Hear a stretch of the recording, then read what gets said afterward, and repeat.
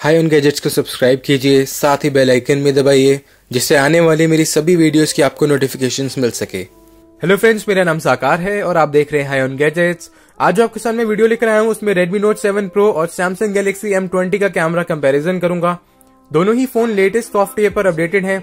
इस camera test से आपको आइडिया लग जाएगा कि Redmi Note 7 Pro का कैमरा ज्यादा अच्छा है या Samsung Galaxy M20 का।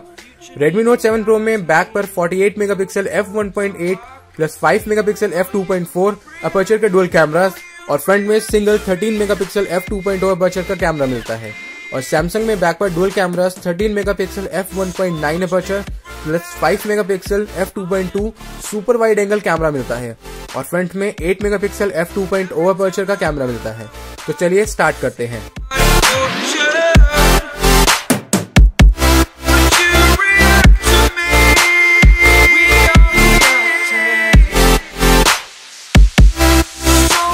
तो फ्रेंड्स, आप यहाँ जो भी फोटोज और वीडियोस देखोगे उनमें से किसी को भी एडिट नहीं किया गया है। दोनों ही फोन्स में मैनुअल मोड भी मिलते हैं, लेकिन मैंने यहाँ उसका यूज नहीं किया। दोनों ही फोन की पिक्चर्स को ऑटो मोड में लिया गया है जिससे आपको फेयर रिजल्ट्स मिल सके। तो सबसे पहले डे लाइट पिक्चर्स में देखें तो दोनों ही फोन्स बढ़िया पिक्चर्स कैप्चर करते हैं। दोनों ही कैमरास डे लाइट और गुड लाइटिंग कंडीशंस में बढ़िया डिटेल्स और कॉन्ट्रास्ट के साथ पिक्चर्स कैप्चर करते हैं। बस यहाँ एक चीज का डिफरेंस है जो आपको ऑलमोस्ट सभी फोटोज में देखने को मिलेगा। जो रेडमी की फोटोज में एआई की हेल्प से सैचुरेशन और कॉन्ट्रास्ट को इंक्रीज किया गया है जिससे फोटोज काफी लाइव लगते हैं। और वहीं सैमसंग में कई पिक्चर्स में सैचुरेशन और कॉन्ट्रास्ट की कमी मिलती है। सैमसंग की कई पिक्चर्स एकदम फ्लैट कलर प्रोफाइल की लगती हैं जो काफी हद तक नेचुरल लुक तो देती हैं, लेकिन जिन्हें वेल सैचुरेटेड विविड पिक्चर्स चाहिए उन्हें यहाँ रेडमी की पिक्चर्स ज्यादा अच्छी लगेंगी। और अगर डिटेल्स की बात करें तो दोनों ही फोन्स में अच्छी डिटेल्स मिलती है, लेकिन यहाँ रेडमी की सभी पिक्चर्स में बेटर डिटेल्स और शार्पनेस देखने को मिली है। यहाँ मैंने रेडमी में 48 मेगापिक्सल का यूज नहीं किया है बिकॉज 48 मेगापिक्सल की प्रोसेसिंग बहुत स्लो है। एक पिक्चर की प्रोसेसिंग के लिए अप्रॉक्स 5 to 6 सेकंड्स लिखते हैं और उसमें भी आप एआई और HDR मोड को ऑन नहीं कर सकते। और इसलिए मुझे पर्सनली पिक्सल बिनिंग टेक्नोलॉजी से 1.6 माइक्रोन पिक्सल साइज की इमेज का रिजल्ट ज्यादा अच्छा लगा है। सो आने वाली सभी पिक्चर्स को मैंने 12 मेगापिक्सल एआई ऑन करके और ऑटो HDR ऑन करके ही लिया है। और डायनामिक रेंज देखें तो रेडमी में बेटर मिलती है जिसमें स्काई पर बेटर क्लैरिटी और कलर्स मिलते हैं। और एक या दो पिक्चर्स में सैमसंग ने स्काई पर ओवर एक्सपोजर दिया है।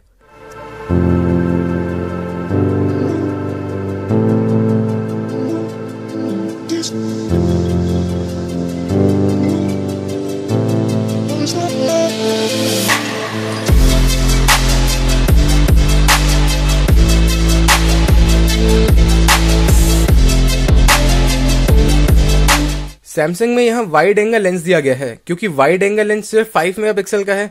सो यहाँ आप डिटेल्स की ज्यादा उम्मीद मत करना, सिर्फ overall casual super wide angle look के लिए ही बढ़िया है।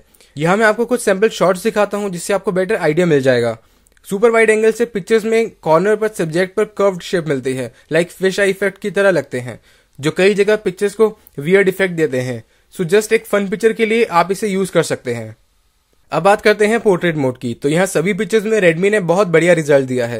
रेडमी की सभी पिक्चर्स में एज डिटेक्शन बहुत बढ़िया की गई है, साथ ही स्किन टोन्स नेचुरल मिली है और बैकग्राउंड पर भी बहुत बढ़िया एक्सपोजर दिया गया है जिससे ओवरऑल पोर्ट्रेट पिक्चर्स में डिटेल्स और कलर्स काफी अच्छे आए हैं। और ये सैमसंग ने ओवरऑल काफी एवरेज वर्क किया है। कई जगह स्किन टोन्स पर अंडर एक्सपोजर से डार्क स्किन टोन्स मिली है तो कई जगह फेस पर ओवर एक्सपोजर भी देखने को मिला है। और अगर सामने कोई भी फेस डिटेक्ट नहीं होता तो वहां पोर्ट्रेट मोड वर्क नहीं करता। इवन अगर आप फेस को थोड़ा टिल्ट करें या साइड फेस दें तब भी यहाँ सैमसंग में पोर्ट्रेट मोड वर्क नहीं करता। और जब करता भी है तब भी कई जगह एज डिटेक्शन में कुछ मिस्टेक्स करता है। सो यहाँ क्लियरली पोर्ट्रेट मोड में रेडमी ने बहुत बढ़िया वर्क किया है और सैमसंग ने डिसअपॉइंट किया है। अब बात करते हैं फ्रंट कैमरा की। तो यहाँ सभी पिक्चर्स में देखें तो यहाँ सभी पिक्चर्स में सैमसंग ने व्हाइट बैलेंस को सही नहीं रखा। सभी फोटोज में फेस पर काफी व्हाइटिश लुक मिला है जिससे फेस पर कई जगह ब्यूटी मोड इफेक्ट जैसा लुक आया है। और रेडमी ने फेस को कई पिक्चर्स में ओवर एक्सपोज भी किया है जिससे कुछ जगह ब्लोन आउट मिला है। और यह रेडमी ने फ्रंट पर अच्छी डिटेल्स दी हैं लेकिन बैकग्राउंड पर हार्श लाइट में बैकग्राउंड को कंप्लीटली ब्लोन आउट किया है। और वहीं सैमसंग ने ओवरऑल बेटर एक्सपोजर दिया है जिससे बैकग्राउंड पर डिटेल्स और बेटर एक्सपोजर मिला है। लेकिन जूम इन करके पिक्चर्स में ओवरऑल डिटेल्स देखें तो सब जगह रेडमी ने बेटर डिटेल्स ली हैं। और दोनों ही फोन्स के फ्रंट कैमरा में पोर्ट्रेट मोड भी दिया गया है और दोनों ही फोन्स यहाँ ठीक ठाक वर्क करते हैं। यहाँ कलर बैलेंस और डिटेल्स और एक्सपोजर का सेम डिफरेंस है जो मैंने आपको पहले सेल्फीज में बताया है। तो यहाँ मैं उसकी बात नहीं करूंगा। यहाँ एज डिटेक्शन में दोनों ही फोन्स ने सब जगह एवरेज वर्क किया है। कई जगह एजेस को ठीक से डिटेक्ट नहीं किया, जिससे ओवरऑल एक्सपीरियंस बढ़िया नहीं मिला। और इस पिक्चर में तो सैमसंग ने मेरे ही फेस को कंप्लीटली ब्लर किया है। ऐसा नहीं है कि यहाँ पिक्चर्स को डार्क एरियाज में लिया गया हो जिस पर एज डिटेक्शन करना डिफिकल्ट होता है, बल्कि यहाँ सभी पिक्चर्स को डायरेक्ट सनलाइट में लिया गया है, जिससे सभी सब्जेक्ट्स को प्रॉपर आइडेंटिफाई किया जा सके। उसके बाद भी यहाँ एज डिटेक्शन में काफी मिस्टेक्स मिली है। सो दोनों ही फोन्स में फ्रंट पोर्ट्रेट मोड को और इम्प्रूव करने की जरूरत है। और अगर एक्सट्रीम लो लाइट सेल्फीज को देखें तो यहाँ रेडमी ने बेटर वर्क किया है, जिसमें डिटेल्स और कलर्स काफी हद तक नेचुरल मिले हैं, लेकिन बैकग्राउंड में थोड़ी नॉइस भी विजिबल हुई है। और सैमसंग की पिक्चर में हैवी नॉइस रिडक्शन प्रोसेसिंग साफ देखी जा सकती है, जिससे फेस पर स्मूथ ब्रशिंग इफेक्ट मिला है, जो बिल्कुल भी नेचुरल नहीं है। और दोनों ही फोन्स में स्क्रीन फ्लैश दी गई है, जिसे ऑन करने पर भी रेडमी ने बेटर डिटेल्स और नेचुरल लुक दी है। और सैमसंग ने यहाँ फेस के टेक्सचर्स और स्किन टोन्स को पूरी तरह से बेकार और अननेचुरल किया है। अब बात करते हैं लो लाइट पिक्चर्स की। तो यहाँ मैंने इन पिक्चर्स को एक्सट्रीम लो लाइट में कैप्चर किया है, जिसमें रेडमी के ब्राइट f1.8 लेंस ने बेटर डिटेल्स के साथ ब्राइट पिक्चर कैप्चर की है। और सैमसंग की पिक्चर ऑलमोस्ट डार्क आई है, जिसमें कुछ भी ठीक से विजिबल नहीं हुआ। और यहाँ रेडमी में नाइट मोड का ऑप्शन मिलता है, जिसे ऑन करने पर रेडमी की पिक्चर में फार बेटर कलर्स और बढ़िया ब्राइटनेस इंक्रीज हुई है, जिसमें काफी अच्छी डिटेल्स भी आई हैं। एक्सट्रीम लो लाइट में रेडमी यहाँ क्लियर विनर है। और रियल फ्लैश ऑन करने पर देखें तो यहाँ दोनों ही फोन्स ने बढ़िया वर्क किया है, डिटेल्स भी बढ़िया आई हैं, लेकिन फ्लैश से कलर टेम्परेचर में काफी डिफरेंस मिला है। रेडमी में क्लोज टू नेचुरल कलर्स मिले हैं और सैमसंग में काफी हद तक मेजेंटा कलर टोन आई है। सो यहाँ फ्लैश पर आपकी पर्सनल प्रेफरेंस होगी। अब बात करते हैं इंडोर लाइट पिक्चर्स की। तो यहाँ ऑलमोस्ट सभी पिक्चर्स में एग्जैक्टली सेम डिफरेंस मिला है। सब जगह सैमसंग की हैवी नॉइस रिडक्शन प्रोसेसिंग की वजह से पिक्चर्स में डिटेल्स ज्यादा बेटर नहीं मिली, लेकिन नॉइस काफी कम आई है। और नॉइस कम होने की वजह से ओवरऑल कैजुअल लुक में सैमसंग की पिक्चर्स काफी क्लीन और ब्राइट मिलती है। लेकिन यहाँ अगर आप बैकग्राउंड में वॉल पर देखें तो टेक्सचर्स और डिटेल्स में कमी मिलती है और स्मूथ ब्रशिंग इफेक्ट देखने को मिलता है। और काफी ब्राइटनेस इंक्रीज होने की वजह से व्हाइट बैलेंस भी यहाँ सही नहीं मिला और कलर्स भी रियल नहीं आए हैं। और रेडमी की पिक्चर्स में नेचुरल कलर्स और बेटर कॉन्ट्रास्ट के साथ वॉल पर और सब जगह इवन स्मॉल डिटेल्स भी अच्छी मिलती है। सो ओवरऑल कैजुअल लुक में दोनों ही फोन्स की पिक्चर्स में काफी डिफरेंट प्रोसेसिंग की गई है। सो यहाँ आपकी पर्सनल प्रेफरेंस होगी। अब बात करते हैं आउटडोर लो लाइट पिक्चर्स की। यहाँ भी सभी पिक्चर्स की तरह रेडमी ने बेटर कॉन्ट्रास्ट और विविड कलर्स के साथ बढ़िया डिटेल्स कैप्चर की हैं, जिससे नीचे ग्राउंड पर जूम इन करके साफ देखा जा सकता है। और सैमसंग में काफी नॉइस मिली है और कलर्स भी नेचुरल कलर्स से माइनर फेडेड आए हैं। और रेडमी ने भी नेचुरल कलर्स नहीं लिए, माइनर बूस्ट किए हैं। और रेडमी में अगर नाइट मोड ऑन करें तो सब जगह बढ़िया डिटेल्स, कलर्स और ओवरऑल क्लैरिटी बहुत ज्यादा इंप्रूव हुई है। ग्राउंड का टेक्सचर भी बहुत बढ़िया आया है। और लो लाइट में अगर सैमसंग का वाइड एंगल लेंस ऑन करें तो ओवरऑल काफी वाइडर एरिया के साथ अच्छा शॉट तो मिला है, लेकिन यहाँ आपको डिटेल्स और कलर्स में कॉम्प्रोमाइज करना होगा।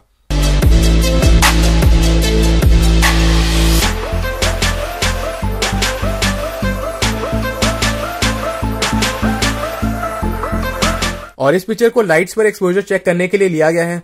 अगर आप टॉप की साइड पर देखें तो वहां सैमसंग ने अच्छी ब्राइटनेस दी है, लेकिन नीचे लाइट्स पर सब जगह ओवर एक्सपोजर दिया है। और रेडमी ने टॉप पर माइनर डार्कनेस दी है, लेकिन नीचे लाइट्स पर सब जगह अच्छा एक्सपोजर दिया है। और रेडमी में अगर नाइट मोड को ऑन करें तो यहाँ कोई भी कंपटीशन नहीं बचा है। सब जगह बढ़िया ब्राइटनेस के साथ एक्सीलेंट डिटेल्स और लाइट्स पर परफेक्ट एक्सपोजर देखने को मिला है।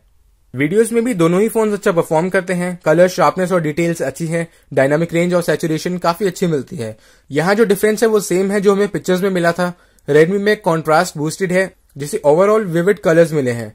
और सैमसंग में काफी फ्लैट कलर्स मिले हैं, जिससे ओवरऑल वीडियो में माइनर फेडेड लुक आई है। और एक्सपोजर चेक करें तो दोनों ही फोन्स अच्छा वर्क करते हैं।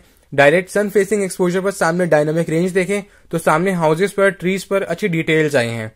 और रेडमी में EIS यानी इलेक्ट्रॉनिक इमेज स्टेबलाइजेशन का सपोर्ट दिया गया है, जो सैमसंग में नहीं मिलता।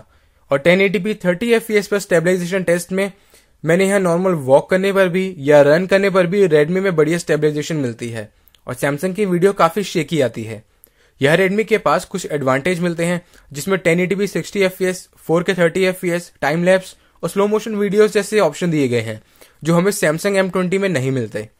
लो लाइट वीडियो में देखें तो मैंने यहाँ 1080p 30 FPS पर रिकॉर्ड की है, जिसमें रेडमी ने काफी ब्राइट वीडियो कैप्चर की है और सैमसंग की वीडियो में काफी डार्कनेस आई है। और रेडमी ने काफी स्टेबल फुटेज ली है। EIS का सपोर्ट यहाँ बढ़िया वर्क करता है। रेडमी की वीडियो में कलर्स काफी विविड मिले हैं। प्लांट्स पर सैचुरेशन काफी बढ़िया मिली है और सैमसंग की वीडियोज में कलर काफी हद तक फेडेड मिले हैं। ओवरऑल सैमसंग ने ठीक ठाक वर्क किया है। और अगर फोकस टेस्ट की बात करें तो दोनों ही फोन में फेस डिटेक्शन ऑटो फोकस दिया गया है। यहाँ मैंने 1080p 30 fps पर फोकस टेस्ट किया है। सैमसंग फोकस लॉक करने के लिए यहाँ ऑलमोस्ट 1 सेकेंड लेता है और फोकस ट्रांजेक्शंस देखें तो माइनर जंप इफेक्ट देखने को मिलता है। रेडमी ने फोकस में यहाँ बढ़िया वर्क किया है, इंस्टेंट फोकस लॉक करता है और फोकस के ट्रांजेक्शंस भी काफी स्मूथ मिलते हैं। ओवरऑल देखें तो दोनों ही फोन्स के फोकस में आपको किसी भी तरह की प्रॉब्लम नहीं होती। दोनों ही फोन्स मैक्रो और नॉर्मल डिस्टेंस पर सब्जेक्ट को काफी फास्ट लॉक करते हैं। सो एट लास्ट मेरे अकॉर्डिंगली सैमसंग ने काफी अच्छा वर्क किया है। काफी हद तक नेचुरल कलर्स के साथ अच्छी डिटेल्स दी हैं, लेकिन कई बार पिक्चर्स के कलर्स काफी हद तक फेडेड या एकदम फ्लैट कलर प्रोफाइल के मिले हैं, जिस पर आपकी पर्सनल चॉइस होगी। और साथ ही सैमसंग में सुपर वाइड एंगल कैमरा है जो कई लोगों के लिए काफी यूजफुल हो सकता है। वहीं रेडमी में vivid colours, great contrast, excellent details देखने को मिली है। साथ ही नाइट मोड का फीचर बहुत बढ़िया वर्क करता है। और फ्रंट पोर्ट्रेट में दोनों ही फोन्स को इंप्रूवमेंट्स की जरूरत है और रियर पोर्ट्रेट में सैमसंग ने निराश किया है और रेडमी ने बहुत बढ़िया वर्क किया है। वीडियोस में 1080p 60 fps, 4K 30 fps, slow motion videos, time lapse और EIS जैसे एक्स्ट्रा फीचर्स के एडवांटेज से रेडमी क्लियर विनर है। और दोनों ही फोन्स में मैनुअल मोड भी दिए गए हैं। जिन्हें मैनुअल मोड की नॉलेज है उनके लिए काफी यूजफुल फीचर बन जाता है। एट लास्ट आपको जो भी फोन के फीचर्स ज्यादा अच्छे लगे इस वीडियो में या जो भी आपके लिए ज्यादा इंपॉर्टेंट है, आप उन्हें देखकर डिसाइड कर सकते हैं कि आपके लिए कौन सा बेटर ऑप्शन रहेगा। बाकी हर किसी की अपनी चॉइस होती है। आप मुझे कमेंट सेक्शन में बताइए कि आपको ज्यादा बेटर कैमरा किसका लगा, Redmi Note 7 Pro का या Samsung Galaxy M20 का। तो इस वीडियो में इतना ही। अगर आपको ये वीडियो पसंद आया हो तो प्लीज इसे लाइक करना, शेयर करना और अगर आपने अभी तक चैनल को सब्सक्राइब नहीं किया है तो प्लीज सब्सक्राइब तो जरूर करना। आपसे अगली वीडियो में मिलते हैं, तब तक के लिए अपना अच्छे से ख्याल रखिए और हमेशा मुस्कुराते रहिए।